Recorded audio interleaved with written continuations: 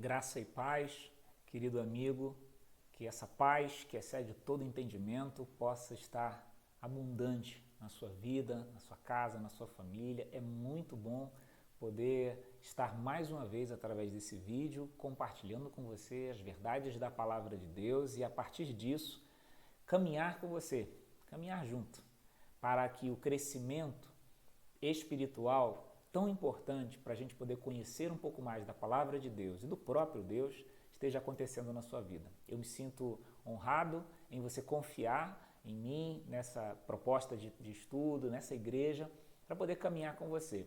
E o meu convite é para que você siga, persevere, porque tudo na vida que vale a pena tem o seu preço, tem o seu esforço. Estamos chegando bem pertinho agora do meado do nosso curso aqui, é o estudo número 6, e eu fico muito feliz por você ter chegado até aqui e encorajo você a seguir em frente, para que seja uma bênção na sua vida, uma bênção na sua família e uma bênção na sua caminhada também. Levando em consideração que a gente já tem estudado até aqui, eu imagino que você agora já tem uma experiência com Jesus Cristo, não apenas de ouvir falar dele, mas agora você o conhece. Você sabe de quem nós estamos falando. E você sabe também do que ele fez, do que Jesus Cristo sacrificou e fez para ser o meu e o seu Salvador.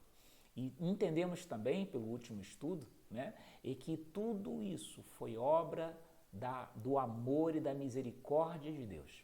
O fato do seu Filho, Jesus Cristo, ter morrido na cruz do Calvário, ter sido o nosso Messias, o nosso Salvador, isso foi fruto do amor de Deus e tivemos a oportunidade de, a partir disso, entender qual é o nosso papel. A partir do momento em que Deus fala do alto da cruz, na pessoa de Jesus, uma mensagem tão amorosa, nos convidando tão poderosamente, cabe a nós dar uma resposta a esse amor. Seja responsivo, dê a sua resposta e responda dizendo: eu me entrego completamente a Ele. Agora, eu quero avançar um pouquinho com você, ainda pensando sobre a pessoa de Jesus, o que Ele fez por nós para ser o nosso Salvador. Um tema subsequente, ou então que está bem dentro disso tudo, é entender um pouco mais a respeito dessa salvação. Por isso, o estudo número 6, o título, o tema é A Salvação é pela Graça. Nós somos salvos por graça. É um favor imerecido que nós recebemos de Deus. Então, com esse tema, eu quero desenvolver com você a partir da leitura de alguns textos, como a gente sempre tem feito, tá? O primeiro texto diz assim, se você quiser acompanhar, está em Efésios, a carta de Paulo à igreja de Éfeso, no capítulo 2, o verso 4 até o verso 8 diz: mas Deus, sendo rico em misericórdia, por causa do grande amor com que nos amou, e estando nós mortos em nossos delitos, nos deu vida, juntamente com Cristo. Pela graça sois salvos. E juntamente com Ele, nos ressuscitou e nos fez assentar nos lugares celestiais em Cristo Jesus, para mostrar nos séculos vindouros a suprema riqueza da sua graça. Em bondade para conosco, em Cristo Jesus. E o texto completa da seguinte forma: porque pela graça vocês são salvos, mediante a fé. E isso não vem de vós, é dom de Deus. O apóstolo Paulo, nessa carta brilhante, quer deixar claro para cada um de nós que toda essa salvação promovida por Jesus não foi nos dada porque nós tínhamos algum merecimento. Essa salvação não nos foi dada para que a partir de agora a gente possa realizar alguma coisa por causa da salvação. Ou seja, foi graça. Simplesmente graça de Deus sobre nós. Amor e graça. E o que torna o sacrifício de Jesus ainda mais incrível. Porque eu não fiz por merecer. Ele simplesmente estendeu-se graciosamente sobre mim e me salvou. E te salvou. Um outro texto que está em Romanos, capítulo 5, versos 7 e 8, reforça essa mesma ideia e diz: dificilmente alguém morreria por um justo, pois poderá ser que pelo bom alguém se anime a morrer. Mas olha o que o texto vai completar e dizer: mas Deus, prova o seu próprio amor para conosco pelo fato de ter Cristo morrido por nós, sendo nós ainda pecadores. Não foi por nada que a gente tivesse feito, nem por nada que a gente ainda vai fazer. Jesus Cristo morreu por nós, por graça. Amor incondicional, favor de Deus, riqueza da misericórdia de Deus, que deve me fazer e te fazer adorar a Jesus Cristo todos os dias, com profunda devoção e gratidão, respondendo a um tão grande amor assim. O que é a nossa decisão para seguir Jesus? É um convencimento de fé que não tem mais nada a fazer. A vida de Jesus foi entregue por minha vida. Agora, a vida que eu tenho é dele. A graça dele pagou todas as coisas. Hoje, quando temos a oportunidade de rever e perceber o grande amor de Deus na pessoa de Jesus Cristo, ainda ficamos incomodados e constrangidos. Essa é a grande verdade. Quão grande amor é esse de Deus. E como nós não estamos acostumados com tanto amor e tanta compaixão, nem com nada parecido com isso, logo a gente pensa, mas o que eu fiz por merecer isso? Por isso, nesse momento, é importante que você perceba que uma das mais sutis armadilhas do comportamento religioso do ser humano é tentar criar formas de ligar salvação a ações de merecimento ou algum sacrifício. No entanto, nada disso é necessário. Normalmente nós agimos assim, né? Quando a gente recebe alguma coisa, a gente fica desconcertado e começa a pensar: como eu posso pagar? Como eu posso retribuir? E a salvação em Jesus não tem nada a ver com retribuição. É isso que a gente vai aprender aqui nesse estudo. Merecer a salvação seria muito contrário a tudo que nós estudamos, né? Há alguns vídeos atrás, algumas semanas atrás, quando nós dissemos que nenhuma oferta ou atitude que viesse de mãos humanas envolvidas em pecado poderiam estar à altura do Deus de tamanha santidade. Deus não nos salvou, preste atenção nisso, porque viu coisas boas em nós. A salvação não foi porque Deus viu algo bom ou viu que nós poderíamos retribuir. Deus nos salvou por amor, por graça. Eu nunca conseguirei pagar, eu nunca retribuirei, eu nunca devolverei a Deus o que Ele fez por mim. E mesmo que eu tentasse, minhas mãos contaminadas de pecado nunca seriam suficientes ou satisfatórias. De certa forma, também quando buscamos um motivo em nós ou realizamos boas ações para que, a partir daí, a gente passe a crer que estamos a salvo, é como se a gente estivesse dizendo, preste atenção nisso, com essa atitude, que aquilo que Jesus Cristo fez na cruz não foi suficiente. E que, por isso, nós estamos completando a sua obra. Por isso é tão importante a gente entender. Não há nada que eu possa fazer para pagar. Porque se eu estivesse tentando pagar, é como se a obra de Jesus estivesse incompleta. Porém, o sacrifício de Jesus foi totalmente eficaz e completo. Se você quiser depois dar uma conferida, valeria a pena a carta a Gálatas, no capítulo 2, verso 16, e também em Hebreus, capítulo 10, versículo 14 e também o versículo 18. E é agora que eu quero te apresentar para um conceito revolucionário e também esclarecedor, e que vai dissipar toda dúvida sobre a salvação.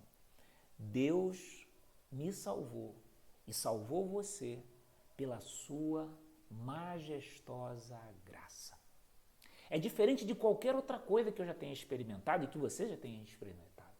É alguma coisa que dá um nó na nossa razão, porque não tem explicação. A morte de Jesus, o sacrifício de Jesus não tem explicação. E não se compara com nada que aqui no mundo a gente possa ter experimentado, no sentido de um presente, de um favor, de uma benfeitoria de alguém.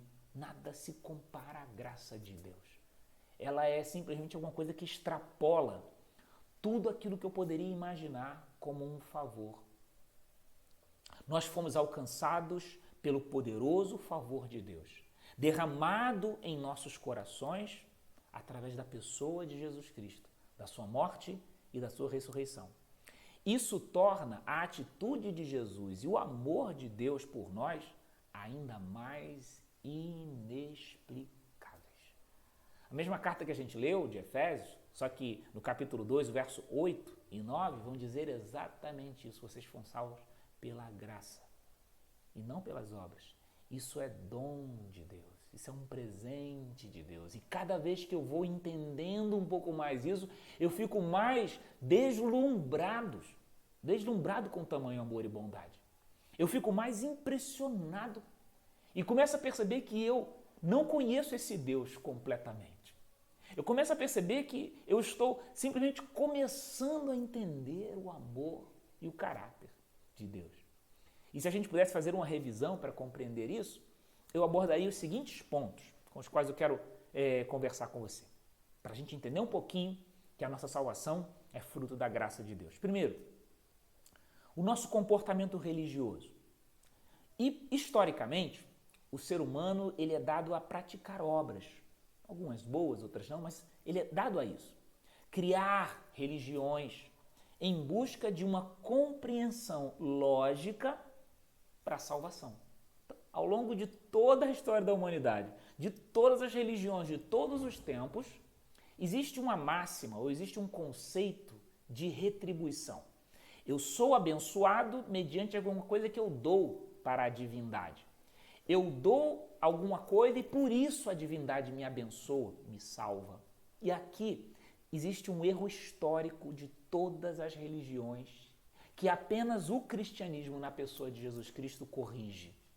Nós não fomos salvos porque demos nada para Deus, porque nada do que não pudéssemos dar para Ele seria suficiente. Nós fomos salvos por graça e isso desmonta a lógica de todas as outras religiões de retribuição, de restituição. Segundo, a nossa salvação não está baseada em obras. Então, por conta do que eu acabei de falar, deve ficar claro para cada um de nós que a nossa salvação não está baseada em obras.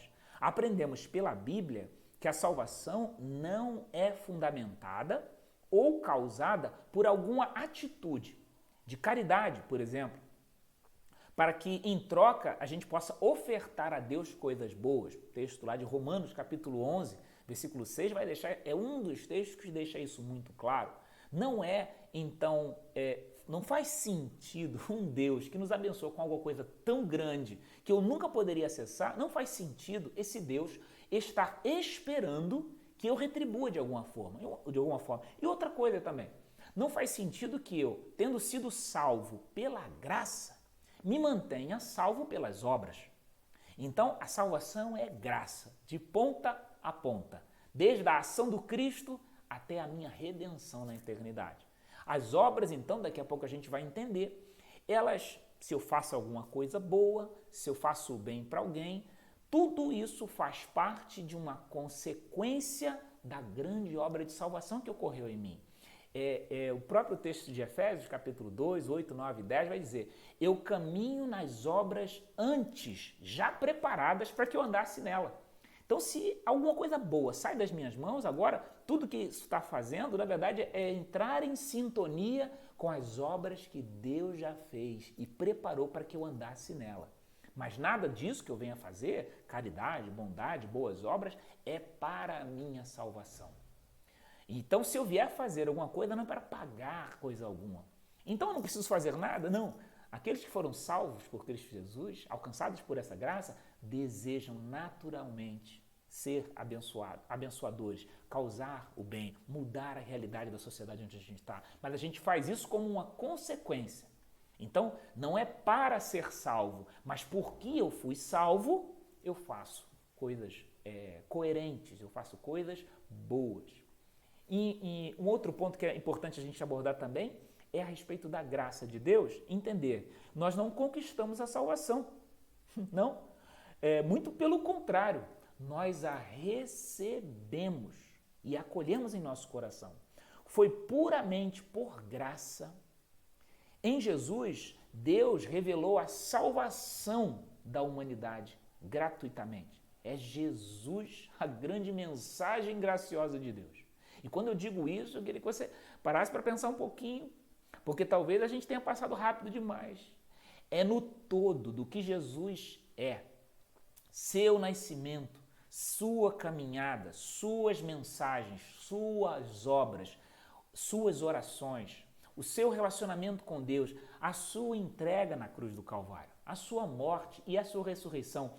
Esse é o conjunto Jesus. Esse é o conjunto da mensagem amorosa de Deus dizendo: você foi salvo por graça, não porque você merecia, não porque você fez qualquer coisa.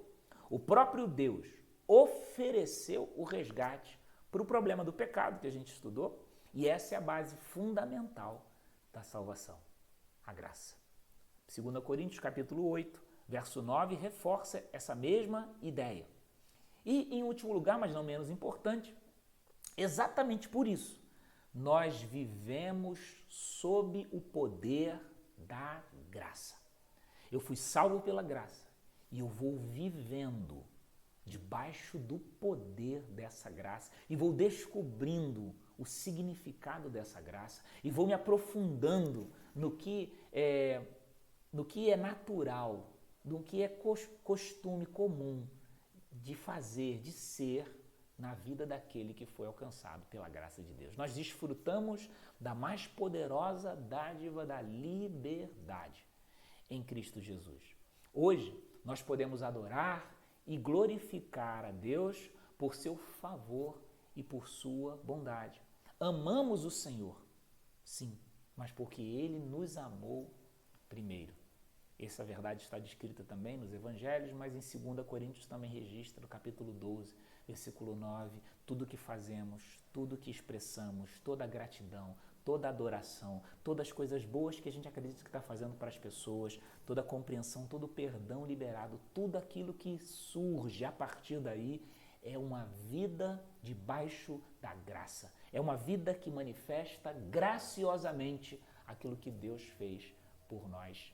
Essa é a vida dentro do conceito da graça de Deus. Viver sob a graça de Deus é entender que nós fomos salvos pela graça e agora, ato contínuo, efeito vinculante, uma consequência disso é dar frutos da graça no meu viver diário. Pensar de acordo com a graça, falar de acordo com a graça, agir, fazer de acordo com a graça de Deus. A nossa salvação é fruto da graça. Isso é tão desconcertante, isso é tão constrangedor, mas é essa a mensagem de Deus. Viva debaixo do poder da graça, desfrute amorosamente da liberdade de viver pela graça e descubra ou redescubra através da palavra cada vez mais o que Deus está nos convidando a viver, as obras que Ele de antemão preparou para que andássemos nela, por causa da graça de Cristo sobre a nossa vida. Que Deus te abençoe pela prática da palavra, que você desenvolva o hábito de viver pela graça de Deus e que dia a dia você cresça no conhecimento da vontade de Deus para a sua vida, cheio de graça e verdade. Que isso seja uma realidade para você.